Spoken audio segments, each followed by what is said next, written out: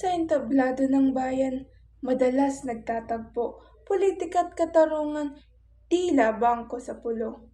Isa'y naghahangad ng dangal at kayusan, isa'y minsan gamit para sa pansariling laman.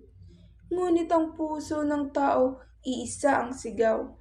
Tunay na hustisya, pantay-pantay ang galaw.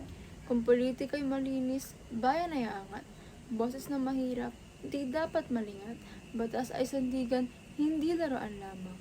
Upang ang may sala, tunay na maparasahan. Katarungan ay gabay sa liwanag ng daan. Di dapat baluktutin ang makasariling tangan. Ngunit kung gahaman ang hawak ng kapangyarihan, ang batas ay nagiging sibat ng kasakiman. Mga salapit impluensya ang siyang pamantayan, at ang mahinay na uubos sa kawalan. Sa ganitong larawan, ang bayan ay sugatan. Nagluluksang tinig, humihingi ng katarungan. Politika ay dapat maging bukal ng serbisyo, hindi trono at korona ng mga ganid na tao.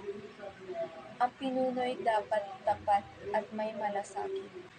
Kung katarungan ang laging sandigan, magiging payapa ang bawat mamamayan.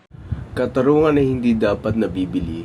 Boses ng masa ay di dapat binubasali. Kung lahat ay pantay sa mata ng batas, ang kahinaan ng isa'y hindi sasagasaan ng lakas. Politika at batas, kung tunay na makakasanga, bayan ay uunlad, iwas sa gulo at dusa. Ngunit sa ating kamay nakasalalay ang lahat, sambayan ang humubog sa ating landas. Kung tayo magigising na bulag na pagtanggap, masamang gawi hindi na muling nayakap.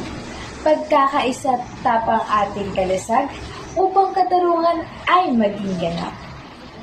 Sa dulo ng laban, pag-ibig ang maningning. Katarungan at politika ay magiging makatarungan din. Kung bawat isa ay kikilos para sa bayan, hindi para sa bulsa o sariling kapakanan. Doon masisilayan ang tunay na liwanag, bayan ng hustisya, makataot, tapat.